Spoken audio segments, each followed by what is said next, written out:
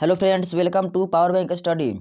दोस्तों, आज हम लोग 21 फरवरी से जितने भी रिलेटेड करंट अफेयर हैं उन सभी को करने वाले हैं। दोस्तों, इसमें करंट अफेयर के साथ साथ स्टैटिक जीके भी कराया जाता है और कोई भी टॉपिक आ गया तो उसके बारे में डिटेल से चर्चा की जाती है।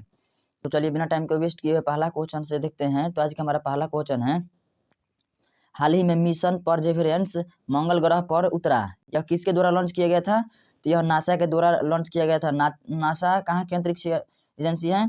तो अमेरिका के हैं। और इसरो कहाँ के अंतरिक्ष एजेंसी हैं? तो इसरो है भारत की। और जैक्सा कहाँ के अंतरिक्ष एजेंसी हैं? तो जापान की है। चलिए, अब बात हुई है यहाँ पर यूएसए की। तो यूएसए का मतलब क्या होता है? तो America, United state of America. USA की राजधानी कहाँ है? तो वाशिंगटन डीसी। मुद्रा क्या है? तो मुद्रा है डॉलर। राष्ट्रपति कौन है? तो जो बाइडेन अभी यहाँ के राष्ट्रपति हैं। चलिए आगे देखते हैं 2 नंबर क्वेश्चन। हाल ही में भारत सरकार ने किस कंपनी से संबंधित कर मध्यस्थता मामले के खिलाफ अपील दायर की है? तो हाल ही में भारत सरकार ने किस कंपनी से संबंधित कर मध्यस्थता मामले के खिलाफ अपील दायर की है? तो वह कंपनी है केयर्न एनर्जी।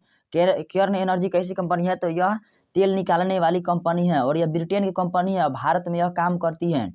तो दोस्तों, यह इसमें क्या हुआ है देखिए आप लोग। पहले हाल ही में भारत सरकार ने किस कंपनी से संबंधित मध्यस्थता मामले के खिलाफ अपील दायर की है? तो अपील दायर की है। तो अपील दायर क्यों की है?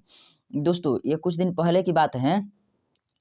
दोस्तों, यहाँ पर जितने ये कंपनी है ना, वो अब केवल पैसा कमा कर और अपने देश में पैसा सीधे ट्रांसफर कर दे रही थी और भारत में कोई भी टैक्स नहीं दे रही थी, जिसके कारण इनकम टैक्स वालों ने इनसे कहा। तो इन्होंने कहा कि हम नहीं देंगे। तो उसके बाद इनको यहाँ से जाने के लिए कहा गया। तो फिर यह केस कर दिया इंटरनेशनल कोर्ट में। तो उसके बाद इंटरनेशनल कोर्ट वाले इनके पक्ष में डिसीजन दे दिए और भारत को 1.2 बिलियन डॉलर यानी कि 8,000 रुपया करोड़ इनको देना पड़ेगा।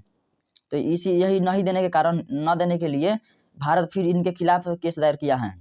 चलिए तीसरा नंबर क्वेश्चन देखते हैं। हाल ही में किस भारतीय शहर को 2020 में tree city of the world के रूप में मान्यता दी गई है? तो किस शहर को tree city of the world के रूप में मान्यता दी गई है? तो हैदराबाद को tree city of the world के रूप में मान्यता दी गई है। हैदराबाद कहाँ की राजधानी है? तो हैदराबाद तेलंगाना की राजधानी है। तो चलिए तेलंगाना के बारे में डिटेल से चर्चा कर लेते हैं। तेलंगाना की राजधानी है हैदराबाद। राज्यपाल कौन है? तमिलिसाई सौंदरराजन है राज्यपाल। और मुख्यमंत्री कौन है? के चंद्रशेखर राव मुख्यमंत्री हैं। लोकसभा में सीटों की संख्या कितनी है? तो 17 हैं। राज्यसभा में सीटों की कितनी संख्या है? तो 7 हैं। विधानसभा में सीटों की संख्या कितनी है? तो 119 हैं। और विधान परिषद में सीटों की संख्या कितनी है? तो 40 है। चलिए आगे देखते हैं। राष्ट्रीय उद्यान यहाँ की कौन सी है? तो कासु ब्रह्मानंद रेड्डी, महावीर हरिना वनस्थली और मृगा यहाँ का राष्ट्रीय उद्यान है। चलिए 4 नंबर क्वेश्चन देखते हैं। हाल ही में आरबीआई ने किस कंपनी द्वारा डीएचएफएल समूह का अधिग्रहण करने की मंजूरी दी है? हाल ही में आरबीआई ने किस कंपनी द्वारा डीएचएफएल समूह का अधिग्रहण करने की मंजूरी दी है? तो इसका सही उत्तर हो जाएगा पीरामल समूह। पिरामल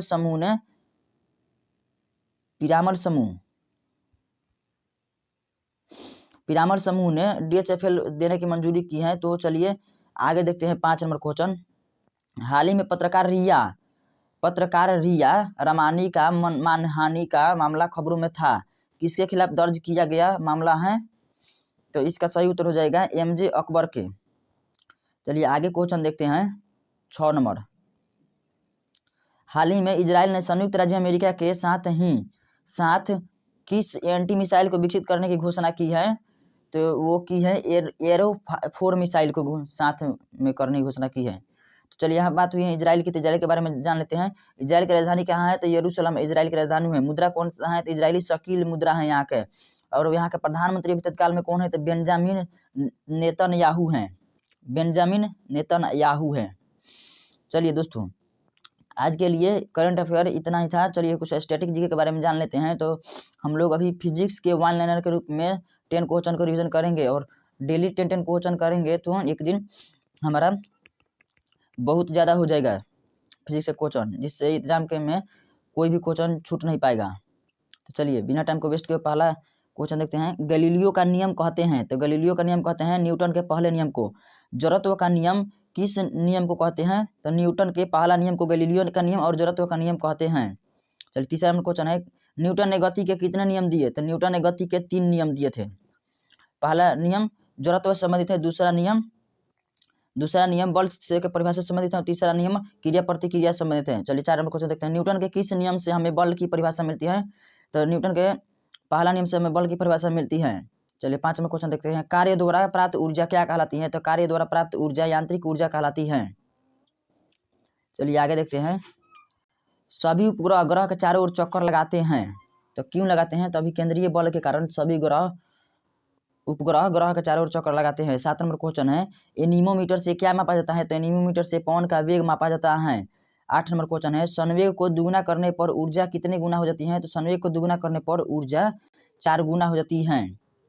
जैसे इसका फॉर्मूला होता है ऊर्जा का K बराबर P²/2m। जब संवेग को दुगुना किया जाता है तो 2p² होगा ना, तो 2 दूनी के 4p²/2m होगा। तो कितना गुना हुआ? तो 4 गुना होता है। 4 गुना इसका सही उत्तर हो जाएगा। 9 नंबर क्वेश्चन है। एक अश्व शक्ति बराबर होता है, तो एक अश्व शक्ति बराबर होता है 746 वाट। 10 नंबर क्वेश्चन है। दाब कैसी राशि है? तो दाब अदिश राशि है। चलिए दोस्तों, अब आपातकाल के बारे में डीपली से चर्चा करेंगे हम लोग। तो चलिए देखते हैं इसका भी पहला क्वेश्चन। देश में वित्तीय आपातकाल की घोषणा कौन कर सकता है? तो देश में वित्तीय आपातकाल की घोषणा भारत के राष्ट्रपति कर सकते हैं। चलिए, इसके भारत के राष्ट्रपति के पास यह शक्ति है कि वे देश के वित्तीय स्थिति को देखते हुए वित्तीय आपातकाल की घोषणा कर सकते हैं, लेकिन इसके लिए कैबिनेट की सहमति जरूरी है और दोनों सदनों में संयुक्त रूप से पास होना चाहिए। दोनों सदनों का मतलब क्या होता है? तो लोकसभा और राज्यसभा। चलिए आगे देखते हैं। भारतीय संविधान के किस आर्टिकल में राष्ट्रीय आपातकाल का प्रावधान है? राष्ट्रीय आपातकाल का प्रावधान है तो अनुच्छेद 352 में है। और अनुच्छेद 360 में क्या है? तो अनुच्छेद 360 में राष्ट्रपति शासन है। और अनुच्छेद 360 में क्या है? तो अनुच्छेद 360 में है वित्तीय आपातकाल। राष्ट्रीय आपातकाल का भाग में अनुच्छेद 352 से 360 तक आपातकालीन प्रावधान निहित है। अनुच्छेद 352 का संबंध राष्ट्रीय आपातकाल से है। 3 नंबर क्वेश्चन है। भारतीय संविधान के किस आर्टिकल में वित्तीय आपातकाल के प्रावधान है? भारतीय संविधान के किस आर्टिकल में वित्तीय आपातकाल का प्रावधान है? तो वित्तीय आपातकाल का प्रावधान है आर्टिकल 360 में। चलिए आगे देखते हैं। वित्तीय आपातकाल का प्रावधान आर्टिकल 360 में। राष्ट्रीय आपातकाल का प्रावधान किस में है? तो राष्ट्रीय आपातकाल का प्रावधान अनुच्छेद 352 में और राष्ट्रपति शासन का 356 में। 4 नंबर क्वेश्चन है। भारत में वित्तीय आपातकाल पहली बार कब लगाया गया था? तो भारत में तो वित्तीय आपातकाल अभी तक लगा ही नहीं है, तो इसका ऑप्शन डी सही उत्तर हो जाएगा। चलिए 5 नंबर क्वेश्चन देखते हैं। निम्न में से कौन सा कथन वित्तीय आपातकाल के संबंध में सही नहीं है? तो वित्तीय आपातकाल की घोषणा करने के लिए इसका एक एक देखते हैं। वित्तीय आपातकाल घोषणा करने के लिए संसद के दोनों सदनों की मंजूरी जरूरी है। बिल्कुल जरूरी है। वित्तीय आपातकाल के लिए संसद के दोनों सदनों का मतलब लोकसभा और राज्यसभा में मंजूरी जरूरी है। दूसरा नंबर ऑप्शन देखते हैं। वित्तीय आपातकाल की घोषणा की मंजूरी देने वाले प्रस्ताव को संसद के किसी भी सदन द्वारा विशेष बहुमत द्वारा पारित किया जाना चाहिए। तीसरा नंबर क्वेश्चन देखते हैं। तीसरा ऑप्शन। एक बार संसद के दोनों सदनों द्वारा अनुमोदित किए जाने के बाद वित्तीय आपातकाल अनिश्चित काल तक जारी रह सकता है, जब तक इसे राष्ट्रपति द्वारा हटाया न जा सके। और चौथा ऑप्शन है। वित्तीय आपातकाल की उद्घोषणा को राष्ट्रपति द्वारा बाद में किसी भी समय रद्द किया जा सकता है। इस तरह की उद्घोषणा को संसदीय अनुमोदन की आवश्यकता नहीं होती है। तो इसका सही उत्तर हो जाएगा ऑप्शन बी।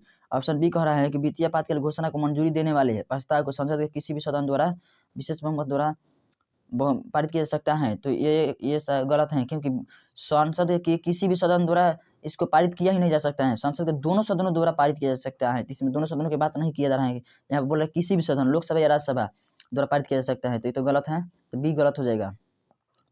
चलिए आगे देखते हैं। 6 नंबर। वित्तीय आपातकाल की घोषणा किन परिस्थितियों में की जा सकती है? तो देश में वित्तीय स्थिरता की समय, बिल्कुल सही है। और भारत की साख या उसके क्षेत्र के किसी भी हिस्से की वित्तीय स्थिरता को खतरा होने पर, तो यह भी सही है। तो दोनों ऑप्शन सही हो जाएगा यहाँ पर। 7 नंबर क्वेश्चन है। निम्न में से कौन सा सुमेलित नहीं है?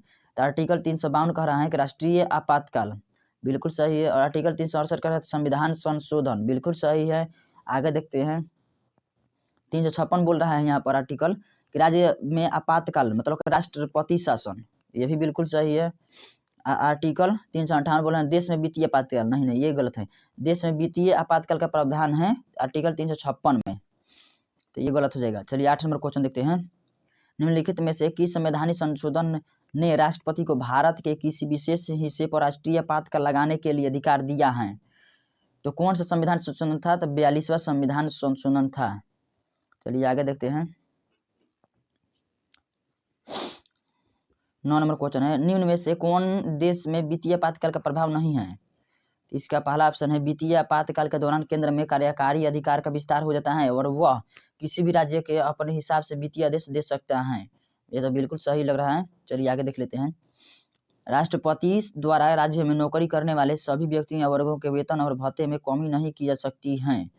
ये गलत लग रहा है, कमी नहीं की जा सकती है। जब देश में वित्तीय आपातकाल लग गया ना तो उस पर केंद्र का शासन हो जाता है और उसके बाद राज्य में केंद्र जो भी करना चाहे वो कर सकता है। और जब देश की स्थिति, आर्थिक स्थिति बहुत ही ज़्यादा नीचे होगी तो देश में काम कर रहे मजदूरों की, सरकारी मजदूरों को वेतन तो कम करेगा ही। चलिए तो उसका सही उत्तर हो जाएगा ऑप्शन बी। 11 नंबर क्वेश्चन है, जिस दिन राष्ट्रपति वित्तीय आपातकाल की घोषणा करता है उसके डैश के अंदर ही इसको संसद के दोनों सदनों द्वारा अनुमोदित किया जाना चाहिए। तो इसका सही उत्तर हो जाएगा 2 माह। 2 माह के अंदर ही संसद के दोनों सदनों में अनुमोदित किया जाना चाहिए। दोस्तों आज के लिए इतना ही। वीडियो देखने के लिए धन्यवाद। दोस्तों ऐसे ही वीडियो के लिए अपडेटेड रहने के लिए हमारे चैनल को सब्सक्राइब कर लीजिएगा। चलिए थैंक यू दोस्तों।